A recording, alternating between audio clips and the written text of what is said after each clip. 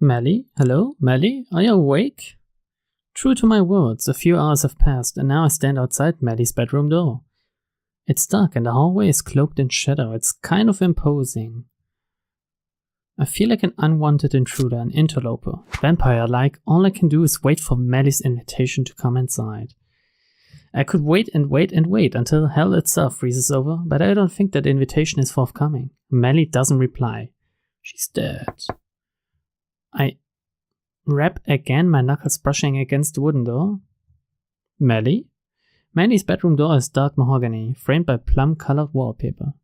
There's a small wooden plaque displayed on the door above the brass doorknob which reads LOD in colorful letters. The M fell off a few years ago, leaving behind a strange, unfamiliar name. And you couldn't be asked to repair it, I guess. Jeez. Still, despite my knocking, Melody doesn't answer. I'm not sure if she really is asleep. At 7 in the evening? Yeah, right. Or if she's just ignoring me. Alright then, I'm coming in. Excuse me. And, with this small apology, I take hold of the brass knob and turn it. Ooh. Melly's door opens slowly, creaking with each and every inch. I think the hinges might be starting to go. I step inside Melody's private quarters, her inner sanctum, and shut the door behind me. Wow, what the fucking door? I mean, this sounded like an iron door. I used to go into Melly's room all the time when she was younger to read picture books to her about Maisie the mouse and Connie the cat to help her nod off to sleep. But that was a long, long time ago. When was the last time I came in here? Maybe it was a few months ago. Maybe it was more. I don't remember. So I guess she is older than 5. I don't know why the game can't tell you exactly how old she is. Maybe it had and I've forgotten or something. I don't know. Melly's room is dark, the lights off and curtains drawn, but I can dimly make out shapes in the gloom. Melly's bookcase is stacked full of paperbacks, well thumbed through Philip Pullmans and J.K. Rowlings, and I can see familiar figures scattered across her desk. The droopy cotton ears of a plush, Betsy Bear, lolling next to a beaten up old Connie cat who's missing one of her paws. Standing in this room almost feels like entering a time capsule, sealed off from the rest of time and space. I could be 9, 10 years younger, and Melly could be my cute little girl again, still shy, but not nearly as awkward. Maybe Melly loved me more back then. I guess she did. But you must have done something to offend her, seriously. I think I might have loved her more back then too. Yeah, maybe this, you know. I can see a small lump curled up underneath the covers and long black hair fanning out across the blue bedspread, now deep navy in the darkness. Melly's back is turned towards me, so I can't see her face. I'm not sure if I'm happy about this or not. I wonder what kind of expression she's making. Do I really want to know? Melly? Oh god, what's Melly's voice? I approach her slowly, cautiously, as a convict might when approaching the gallows. As Marie Antoinette herself must have done more than 200 years ago. Melly, are you asleep? A stupid question to ask, of course. If she really is asleep, she can't possibly answer, and if she isn't, then she must be pretending, so won't reply to me anyway. As expected, she doesn't say anything. The silence stretches on. Look, I'm sorry for intruding, Melly. I won't stay for long. I think about taking a seat on her bed by Melly's side, but I don't. After such a long time of silence between the pair of us, I don't think we're ready for such a big commitment. Oh, it's just mind-boggling. You're acting like the biggest fucking retard on earth in front of your daughter. Seriously. Even so, I feel restless. I fish Betsy Bear up from Melly's desk. For some reason, Connie Cat looks a little too intimidating for my liking, with her matted fur and missing paw, and turn her over in my hands, just to give myself something to do. I just thought I should come here because I wanted to say sorry. I'm an asshole. Melly doesn't stir. I didn't expect her to either, so that's just fine. I'm not sorry that you hurt your leg, mind, because I know that was just an unfortunate accident, and nobody's to blame for that, least of all you, Melly. I know it wasn't your fault. Fuck. Again with the spaghetti dropping out of all your pockets, Robin. That isn't to say that I'm not worried about you, because I am, but I know you're a tough girl and you'll get well soon. Sally said it was only a sprain. You didn't even break a bone. Isn't that good? More silence. I know I'm rambling, it's a bad habit of mine, but I can't stop myself. This silence is pervasive. creeping into the very interior of my skull like a thick smog, and I need to try and blot it out. Maybe, if I can fill the room with the sound of my inane, inarticulate chatter, I can kid myself into thinking I'm having some kind of meaningful conversation with Melly. That this, whatever this is, might actually change something. I'm sorry if I haven't been talking to you enough lately, Melly. I know I've been kind of distant, and it isn't your fault. I swear it isn't. I've been really busy at work, and I know you're probably thinking, how could he be busy? He's just a music teacher, and I'm not mad about it. Everybody thinks it, even Sally thinks it. The truth of the matter is, our school didn't do so well in the last Ofsted report, and a lot of parents have been complaining, and it's just kind of stressful. Not that I want to burden you with my own worries, of course, but I just wanted to let you know. That's why I haven't been around so much. It's not because of you, and it's not because I'm trying to avoid you. The thought never crossed my mind. Well, I suppose it crossed my mind just now, but it only crossed my mind in order to tell you that it didn't. I exhale heavily, squeezing the poor, abused Betsy Bear to my chest. I wish I didn't have to feel anxious. What kind of grown man is scared of his own daughter? You fucktard.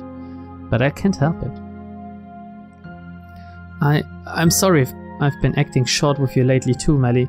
That isn't your fault. It's mine. I'm just stressed, I suppose, and I want to fuck cat girls. I'm sorry that we didn't get to go out last weekend. I know I promised, but I just got caught up with something. I know it doesn't make it better, and I really am sorry. At this, Melly makes a noise. It's so small it could belong to a mouse, but I heard it clearly nevertheless. So Melly wasn't asleep after all. She really was listening to me. That, at least, is a little reassuring. If you want, we can go out this weekend, do something together like a family. How about that? Melly doesn't say anything in response, but I see her shift slightly under the duvet. Does that mean she's thinking about it? Yeah, it'll be fun. We haven't done anything together for a while, so it would be nice to get out of the house. We can go anywhere you want. To the zoo, for a walk, maybe to the beach. I know how much you liked going to Whitby when you were little. Anyway, you don't need to come to a decision right now. Just think about it. If you want to go anywhere, just tell me or Sal. We'll sort it out for you. Melly still doesn't respond, but I think I've got her attention. I wonder if it's some kind of cruel genetic trick that, when I get anxious, I can talk forever, whereas when Melly gets anxious, she can hardly force out a single syllable. We might be father and daughter, but I don't think we have that much in common. We're more like polar opposites, really, but even so, we are flesh and blood. We are related. I promise, Melly. You want to go out? We'll go out. You deserve it. You're my daughter, and I love you very much. I love her more than the words themselves can express. I think about giving Melly's head a pat, her hair a stroke, but I don't. Instead, I squeeze Betsy Bear tighter until her head collapses in on itself like a rotting fruit. Jeez, you're breaking her toys. I guess in the end I didn't have to think of a voice for Melly yet, which is good, because I can't think of any. Anyway, it's, I think, the next day? I spent much of the next day in a sense of hyper-alertness, my eyes peeled for even the slightest glimpse of a pair of bright green eyes or black tail. However, the hours tick by slowly in a cacophony of screaming children and their warbling, discordant singing voices, and I still see no sign of her. I'm not sure if I should be relieved by Belle's conspicuous absence or not. On one hand, I did enjoy the attention, but on the other, I would rather not jeopardize my relationship with Sally any further. She is my wife, after all, and I do love her. Do you? Does she? That's what I've been telling myself. Yeah, you're finally honest to yourself. Finally finished with school for the day, and not a minute too soon, I wipe my brow and heave a heavy sigh. Kids, they really take it out of you. Sally wanted us to have more children. A son, perhaps, for Melly to play with, but I thought that sounded like too much hassle, especially since I work with children every day. People might, romantically, think of children as perfect angels, still images from blurry Victorian photographs with big eyes and curly hair and cherubic smiles. I, however, know otherwise. Young children are maniacs. Only this morning I had to scold Peter Newberry for hitting poor Gemma Ashton over the head with a recorder, and that's not to mention the fun particularly ingenious brass players can have with their spit valves. I really don't get paid enough for this. With a groan, I shrug my coat onto my shoulders and do a quick circuit around the music classroom. I close and lock the windows, draw the curtains, turn off the lights, and then, satisfied that everything is in order, I exit and lock the classroom. Suddenly bell. No? Okay. It is as I'm making my way through the car park, reaching into my trouser pocket for my car keys, that I'm suddenly stopped short by a distinctly feminine voice. There she is. Yes, Belle. Hey, if it isn't my favorite human. She's leaning against my car, waving. She's wearing that school uniform again, the one she donned during her surprise visit yesterday lunchtime. Her dark hair flutters in the breeze. Her white limbs stand out alarmingly against my car.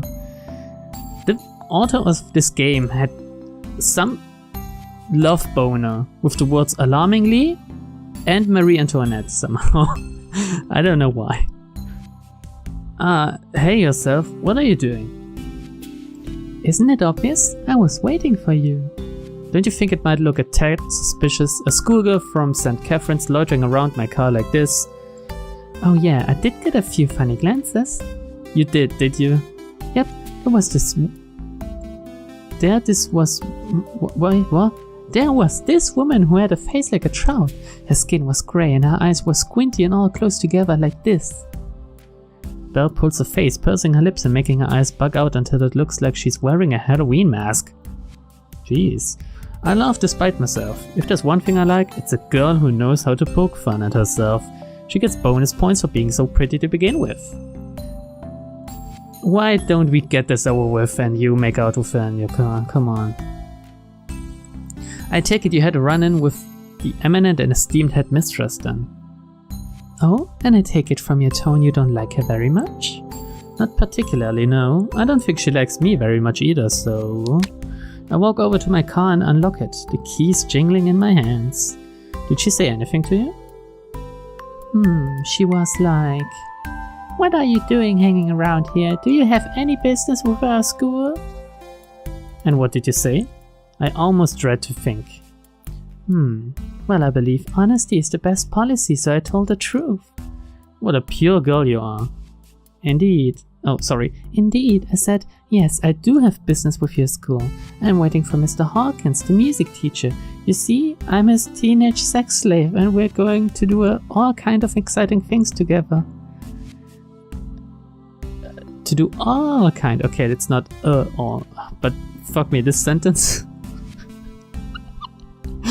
I honestly don't know what to think about this game so far. Tee. I snap my head upwards, moving so fast I get a crick in my neck. I really hope for both our sakes you had enough sense not to say that. It isn't true anyway, and why the tee? No, I didn't really say that, obviously. I was just checking to see if you were paying attention. I was paying attention. I was just putting some stuff in the boot. Yeah, but I don't like it. I'm here now, so you should pay attention to me. It's rude to talk to a lady and not even look at her face, you know? That's true, probably. I know, I'm sorry, Sally always says the same thing. I deposit a box full of sheet music in the back of the car and straighten up, closing the boot with a dull thud. So, what did you really say? I'm all ears. I said I was one of your piano students and I had a lesson with you after school. Is that an acceptable ruse? I suppose it's acceptable. It might seem a little suspicious though. Why? Because I'm so adorable? The real answer is because I'm starting to develop a guilty conscience. But I don't say that. Instead, I shake my head. Oh yeah, I hadn't really noticed, but her ears and her tail is gone. Sadly, she's not a real cat girl anymore right now. Why should I feel guilty?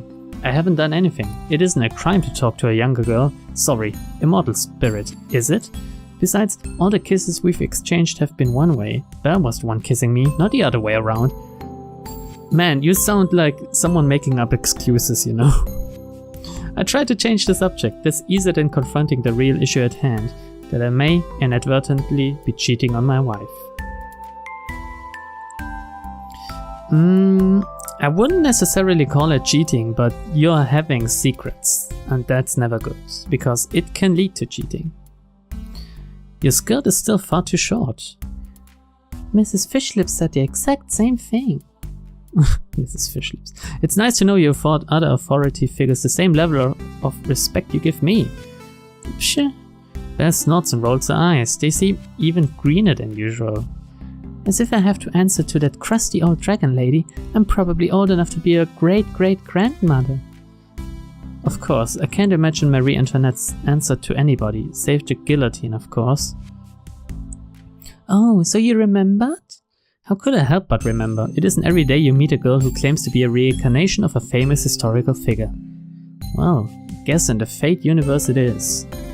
A famous historical figure who got her head lopped off no less. So now that we've established you were waiting for me, I want to know the reason why. What are you planning? Planning?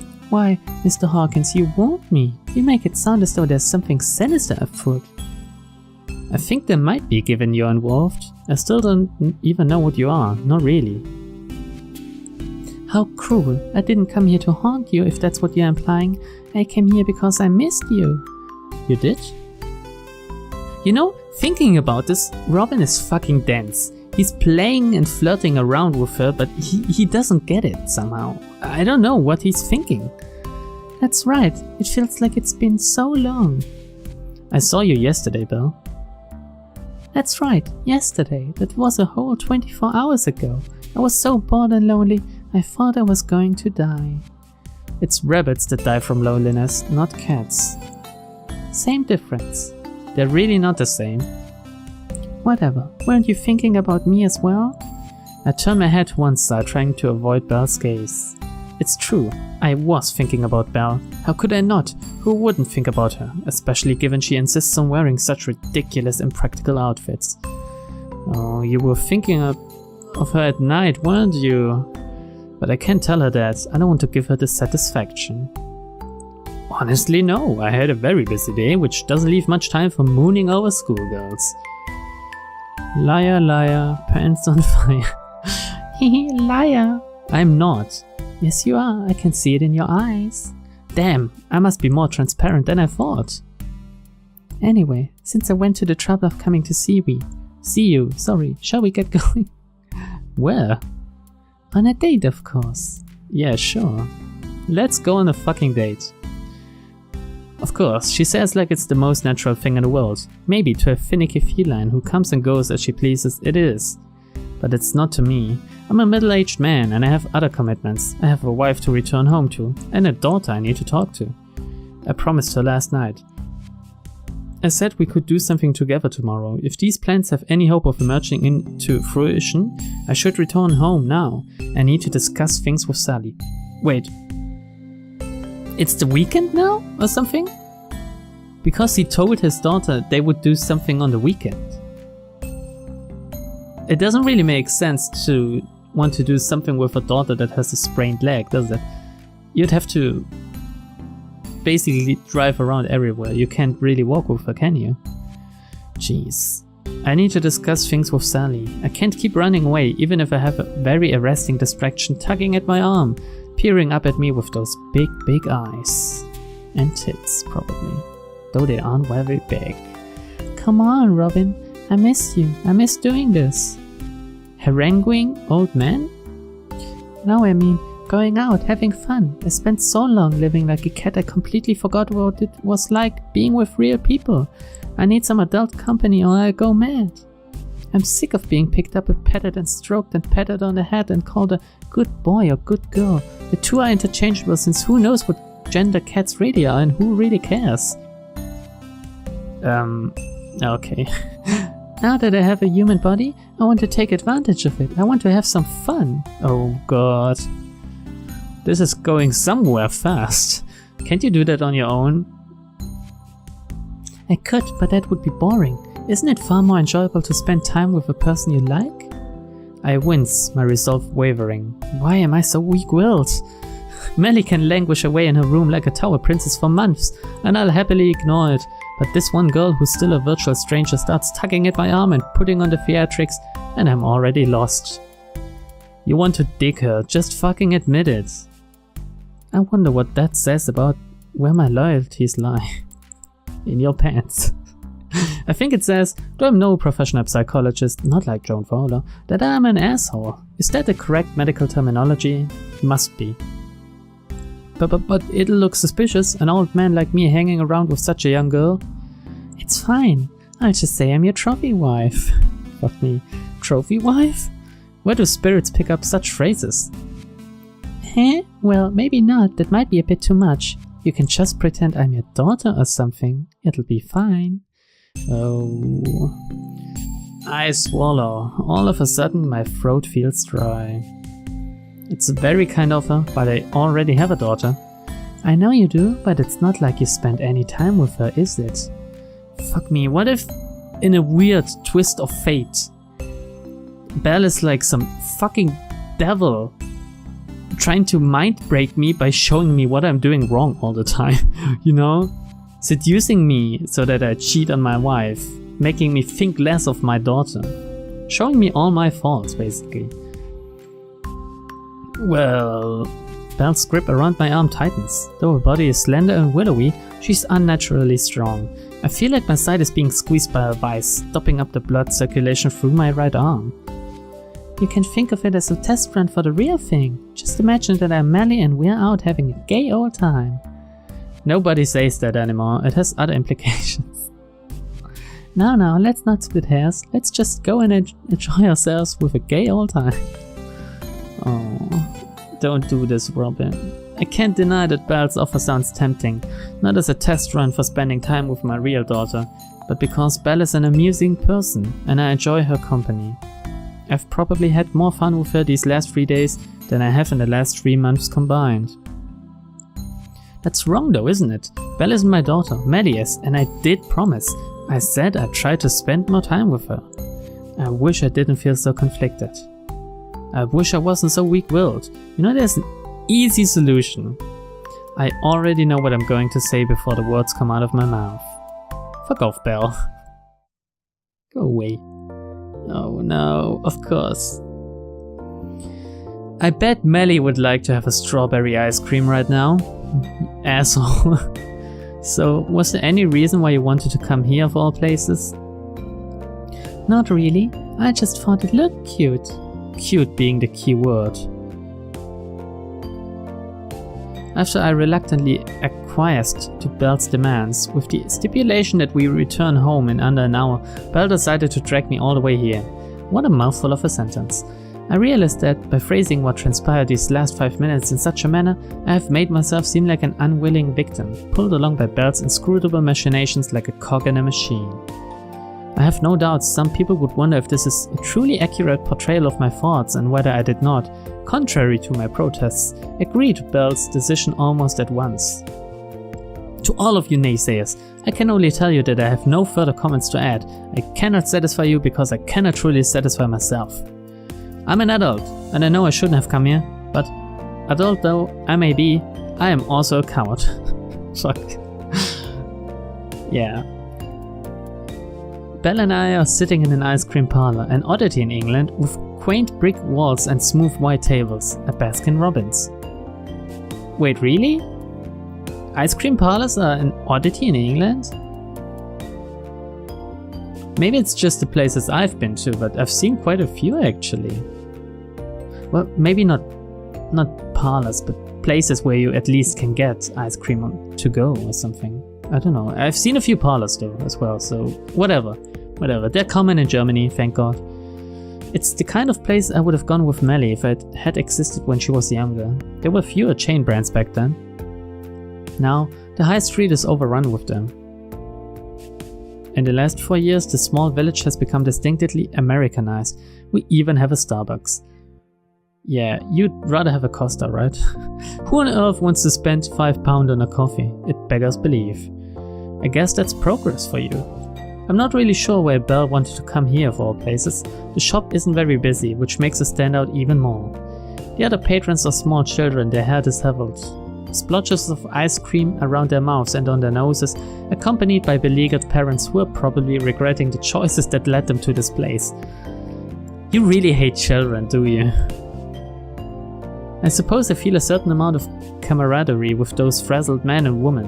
It is mostly women, even though our situations aren't all that alike. I'm beginning to wonder why I came here too. The staff gave us no shortage of funny glances when we first came here, prompting me to explain, perhaps more defensively than I should have done, that I was here with my daughter. I don't think they care. They seem to relax a little after that, but I'm still aware of their eyes boring into my back. Or maybe I'm just being paranoid. Yes! Is this my own guilty conscience, my personal Jiminy Cricket, giving me a short prod in my neck with the tip of his umbrella? I was right to think going out with Belle would be a bad idea, particularly when she's wearing that school uniform. I probably look like a criminal. I feel like a criminal. This isn't working wonders for my self-esteem, though Belle is undeniably pretty. Pretty girls aren't just entertaining distractions, they can be dangerous too. At least Belle looks happy. She's eating an ice cream sundae, savoring it slowly. She brings the silver spoon to her lips laden with ice cream and draws it into her mouth. Her lips part in an O as she lets the ice cream dissolve across her tongue. Tasty. The expression on her face is one of pure bliss. It makes her look even younger than she already is. Which isn't necessarily a good thing. You really like ice cream, don't you? I love it. I must have gotten a taste for it the other night. I don't think it was just the ice cream she was savoring back then though. Yeah, come on, let's remember back. Yeah, I won't censor that, but I will censor the panty shots, so enjoy. I replay that memory through my mind once more. My cheeks start to flush. I turn my head, pressing one hand across my mouth. My cheeks burn.